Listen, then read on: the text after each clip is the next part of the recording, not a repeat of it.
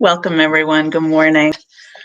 Welcome to all who are listening to and watching the virtual service of First Parish Church of Groton, Massachusetts. I am Reverend Aaliyah Kemmler, and I am really glad you are here. We are a community seeking to deepen spiritually, to take care of one another, and to be a blessing to the world. Unitarian Universalism is a faith for all. So whoever you are, whatever country you come from, whoever you love, whatever your abilities, challenges, or gifts, wherever you are on life's journey, you are welcome in this virtual but very real community. And you are welcome to our sacred old meeting house as soon as we are able to return to it. But for now, we gather right here. This is our second week of virtual service, and we hoped to be able to add music today. Our Director of Music Ministry, Sean McCann, created some beautiful music for us, but that did not go as planned. So hopefully next week we'll be able to add music. I have just a few announcements to share with you. We do have the live chat feature active, and members of our Welcoming All group are standing by to welcome you. And I invite you to write in and let us know that you are here. And also be mindful that the chat is a public space while we are live. We'll take the chat down after the service, though the video will still be available. You are welcome to write in with a joy or a sorrow you would like to share with the community this morning so that we can all hold you in our hearts, celebrate with you, or grieve with you. Subscribe to our channel by hitting the subscribe button on your screen. We have a whole bunch of videos posted now. There are stories for all ages. There are some poems for adults. And this week I will be recording some of the Psalms. I will be using Nan Merrill's gorgeous and very modern translation, and I hope you will find them beautiful and also comforting. So check back often, visit the church's Facebook page as well, and you can sign up for our twice weekly churchwide emails by emailing welcoming@uugroton.org. welcoming@uugroton.org, and I hope you will do that. Our food drive for the Loaves and Fishes Food Pantry in Devon's, Mass. is going to continue virtually because they need our help right now more than ever.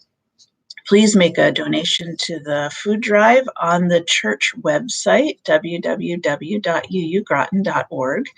It is $20 per bag of food. Just send us an email so we know what your donation is for. The food pantry in Devon's is open if you are in need of food, and their website is loavesfishespantry.org. loavesfishespantry.org, all one word. So now I am going to ring the meditation bell 3 times, and I invite you to take some deep breaths to try and settle in, to breathe out your anxiety, your stress, your worries. Breathe in peace, breathe in strength, breathe in courage.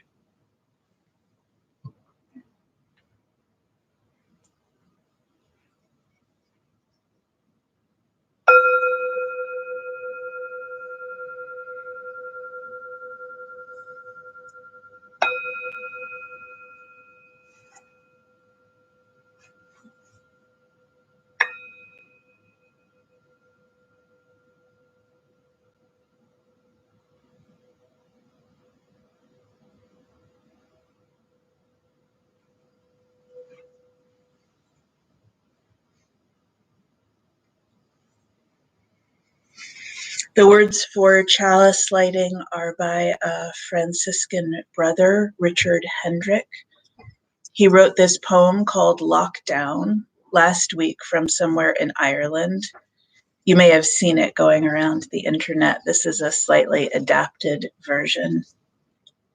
Yes, there is fear. Yes, there is isolation.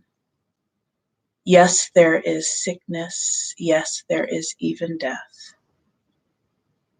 But they say that in Wuhan, after so many years of noise, you can hear the birds again. They say that after just a few weeks of quiet, the sky is no longer thick with fumes, but blue and gray and clear.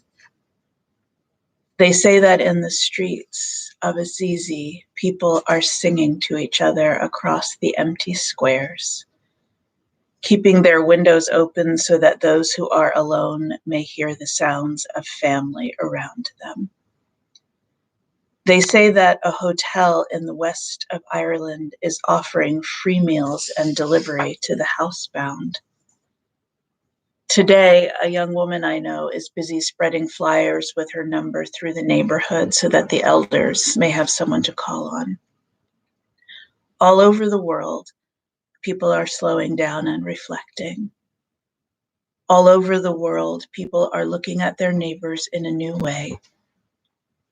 All over the world, people are waking up to a new reality, to how big we really are and also how small this world is, really, to how little control we really have, to what really matters, to love. So we pray and we remember that yes, there is fear, but there does not have to be hate. Yes, there is isolation, but there does not have to be loneliness. Yes, there is sickness, but there does not have to be sickness of the soul. Yes, there will be death, but there can also be a rebirth of love.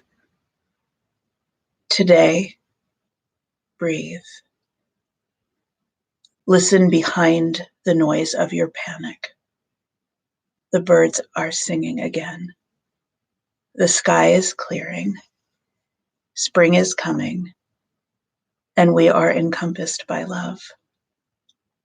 Open the windows of your soul, and though you may not be able to touch across the empty square, sing.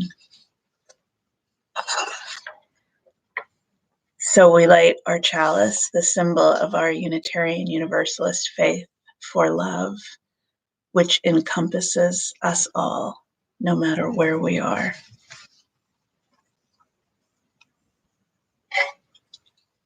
Yeah.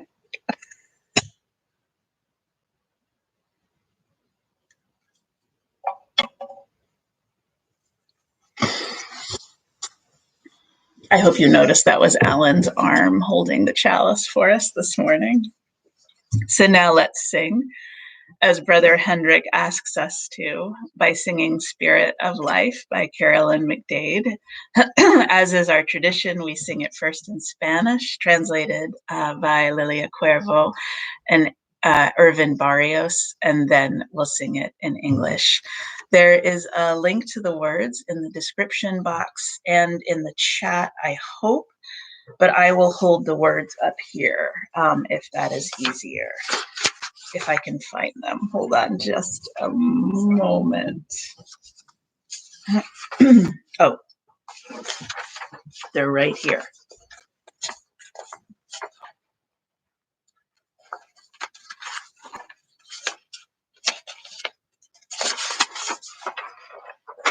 Okay, here we go.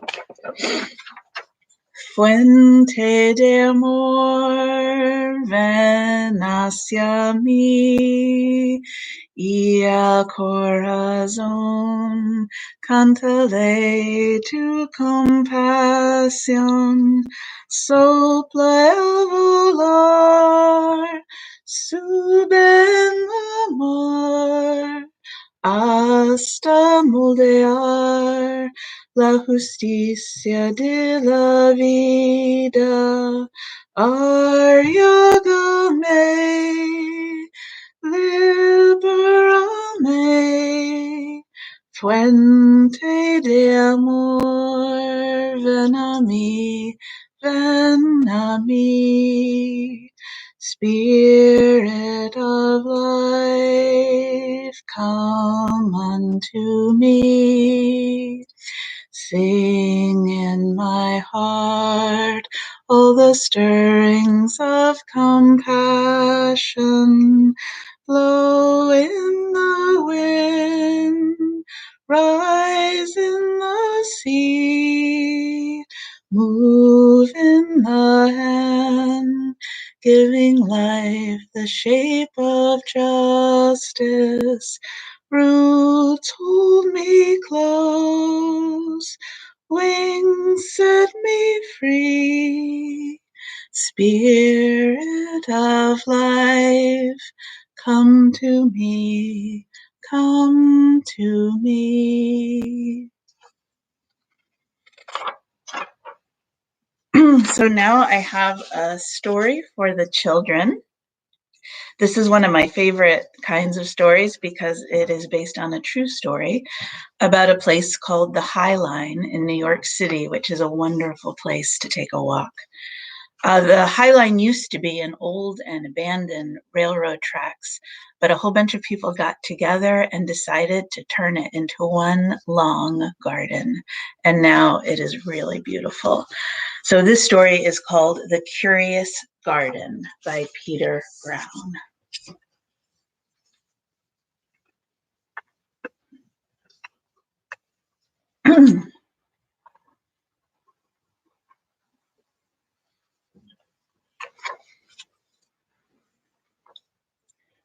There once was a city without gardens or trees or greenery of any kind. Most people spent their time indoors. As you can imagine, it was a very dreary place. However, there was one boy who loved being outside. Even on drizzly days when everyone else stayed inside, you could always find Liam happily splashing through his neighborhood. It was on one such morning that Liam made several surprising discoveries. He was wandering around the old railway as he did from time to time when he stumbled upon a dark stairwell leading up to the tracks. The railway had stopped working ages ago, and since Liam had always wanted to explore the tracks, there was only one thing for a curious child to do. Liam ran up the stairs, pushed open the door, and stepped out onto the railway. The first thing he saw was a lonely patch of color. Wildflowers and plants were the last thing he had expected to find up there. But when he took a closer look, it became clear that the plants were dying. They needed a gardener.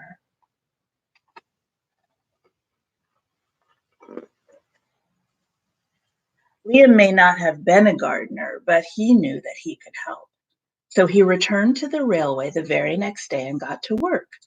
The flowers nearly drowned, and he had a few pruning problems, but the plants patiently waited while Liam found better ways of gardening. As the weeks rolled by, Liam began to feel like a real gardener, and the plants began to feel like a real garden.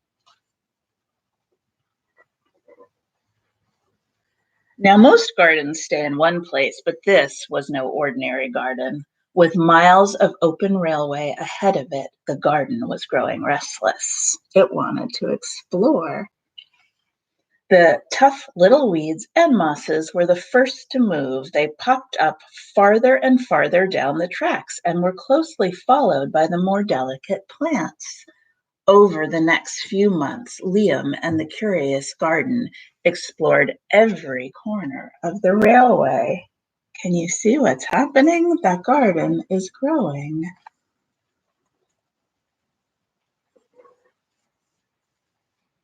There it is.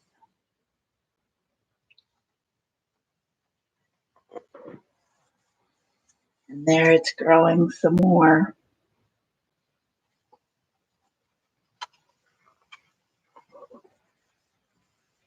After spending his spring and summer and autumn with the garden, Liam's time on the railway was finally interrupted by winter. Heavy blankets of snow fell on the city that season, and for the first time since he'd become a gardener, Liam could not visit his plants. Do you see the snow covering everything? Rather than waste his winter worrying about the garden, Liam spent it preparing for spring. After 3 cold months, the snow finally began to melt, and Liam rolled his new gardening gear over to the railroad. He has a wagon now full of tools. Winter had taken its toll on the garden, but thanks to Liam's planning, his handy new tools, and a little help from the sun, the plants soon awoke from their winter sleep.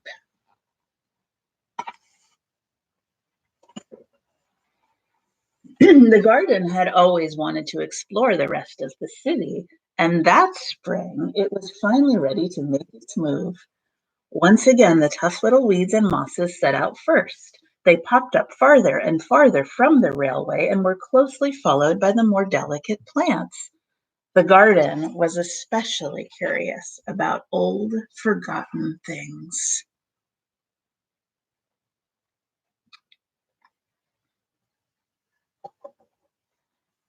Now, a few plants popped up where they didn't belong.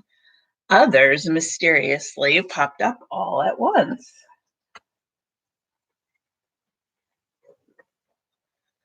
But the most surprising things that popped up were the new gardeners. Do you see that gardens are starting to appear everywhere? Here are some more. It looks like someone has grown plants all over animals at the zoo.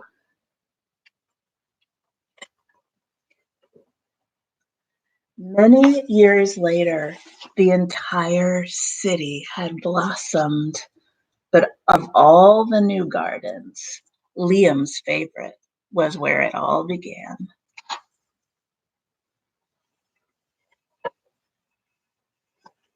And there is a whole city covered in gardens.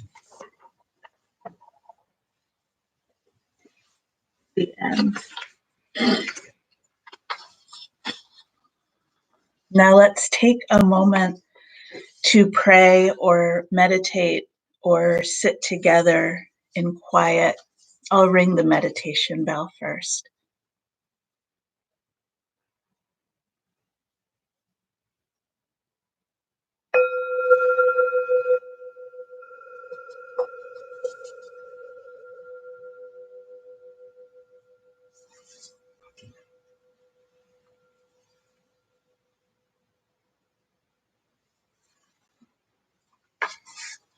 Miranda Hersey wrote these beautiful words after another very hard time a few years ago. When the world falls apart, look for love among the edges of our shared chaos. It's there, waiting in the frayed spaces where fear loosens its armor, waiting for us to knit our tired hands together and say yes. And so as we breathe together, let us remember to look for love, which is always there, though fear makes it harder to see. And let us hold in our hearts all of the sorrows and worries and concerns, and also the joys of this gathered people, knowing that we are not alone. We are held in the love of this community, which exists across time and space. And we are held in that larger love which holds us all. Let us pray for all who are risking their own safety in order to take care of others. Healthcare workers and first responders and grocery store staff and pharmacists. May they be safe and well, and may we remember to say thank you to them. So let us rest for just a moment now and gather our strength and gather our courage. Amen.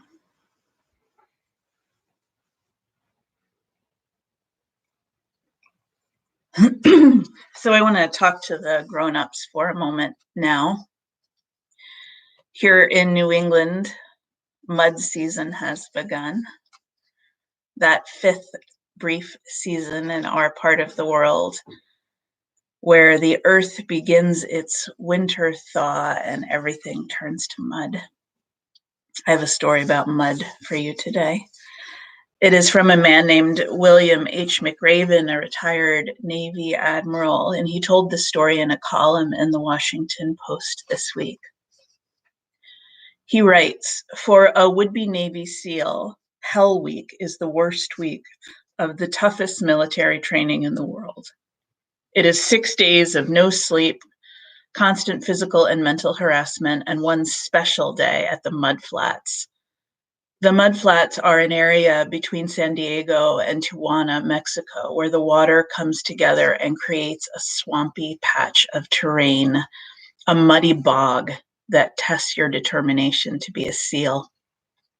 My training class had been out of the mud for a short period of time when the instructors, looking to weed out the weak of mind and body, ordered the entire group of 55 back into the bog. The mud consumed each man until there was nothing visible but our heads. We were all exhausted, numb from the cold, and desperate to hold on. The instructors told us that we could all leave the mud if just 5 men quit. It was their way of turning us against each other. It was apparent that some of the trainees were about to give up. There were still 8 hours to go before the sun rose, 8 more hours of bone-chilling cold. Several of the students started moving to dry ground. They were ready to quit. And then one voice began to echo through the night. One voice raised in song. The song was terribly out of tune, but sung with great enthusiasm. One voice became 2, and 2 became 3, and before long the entire class was singing. The instructors threatened us with more time in the mud if we kept singing, but the singing persisted. Those of us stuck in the mud believed that if one of us could start singing when he was up to his neck in mud, then maybe the rest of us could make it through the night. And we did. McRaven ends his column this way. He says, "The only thing more contagious than a virus is hope. We are all up to our necks in mud. It's time to start singing." The way we're going to make it through this season of mud we are in right now is together. We know this already. And so we need to keep each other going in all of the ways we can think of. One of you posted a photo of a neighborhood sing in Medford this week, neighbors standing 10 feet apart, singing together with huge smiles. Sean McCann gathered the choir by Zoom this week. At the end of their meeting, he played "Morning Has Broken," and everyone sang, each in their own home, but so completely together. The things we need to do to sustain our hope are simple. Go outside, walk if you can, look and listen for the spring, which is coming no matter what else is happening. Wave to your neighbors, smile big at people. Don't look away because we need to see each other's faces right now. Call the people you love, check on the ones who might be having a harder time. Put on music, have a dance party in your kitchen, cook something. Express your gratitude to the checkout people in the grocery store who don't get to work at home. Send thank you notes to any doctors or nurses or hospital staff or therapists or first responders you know. They are heroes right now, and they need to know that we are grateful. And be as gentle as you can with yourself and with those around you. Anxiety and worry and fear are hard to live with. And we all need more kindness, more forgiveness, more naps, more chocolate than usual. And know that love is real. Love is not contained by any walls. I got to do a tiny private wedding this week. This was the first time I married anyone from a distance of 6 feet. It was outside in the middle of the couple's garden beds, which had not yet come to life, of course, except for one bright purple clump of crocuses. Their dog was our wedding party and our witness, and also the wind and some rain and the distant sound of something that sounded like a chainsaw. The distance didn't matter at all. There was no distance, just sweetness. We find ways to sing in the mud. Here's one of my favorite stories about that. On November 18th, 1995, Itzhak Perlman, the violinist, came on stage to give a concert at Avery Fisher Hall at Lincoln Center in New York City. If you have ever been to a Perlman concert, you know that getting on stage is no small achievement for him. He had polio as a child, and he has braces on both legs and walks with the aid of 2 crutches. To see him walk across the stage one step at a time, painfully and slowly, is an unforgettable sight. He walks painfully yet majestically until he reaches his chair. Then he sits down slowly, puts his crutches on the floor, undoes the clasps on his leg braces, tucks one foot back, and stretches the other foot forward. Then he bends down, picks up the violin, puts it under his chin, nods to the conductor, and starts to play. Now, by now, the audience is used to this ritual. They sit quietly while he makes his way across the stage to his chair. They remain silent while he undoes the clasps. They wait until he is ready to play. But this time something went wrong. Just as he finished the first few bars, one of the strings on his violin broke. You could hear it snap. It went off like gunfire across the silent room. There was no mistaking what that sound meant. People who were there that night said they thought to themselves, we figured he would have to get up, put on the braces again, pick up the crutches, walk his way off stage to either find and tune another violin or else replace the string on that one, or else he would sit and wait while someone else did this. Either way, it was going to take a long time. But that is not what happened. Instead, he waited a moment, he closed his eyes, and then he signaled the conductor to begin again. The orchestra began, and he played from where he had left off, and he played with passion and power and purity. Now, of course, anyone knows it's impossible to play a symphonic work with just 3 strings. But that night, Itzhak Perlman refused to know that. You could see him modulating, changing, recomposing the piece in his head as he played it. When he finished, there was an awesome silence in the room. And then people rose and cheered. There was this extraordinary outburst of applause from every corner. We were all on our feet, screaming and cheering, doing everything we could to show how much we appreciated what he had done. And he smiled, raised his bow to quiet us. And then he said quietly, sometimes it is the artist's task to find out how much music you can still make with what you have left, to find out how much music you can still make with what you have left. Right now, that is what we are all asked to do. So today, breathe. Listen behind the noise.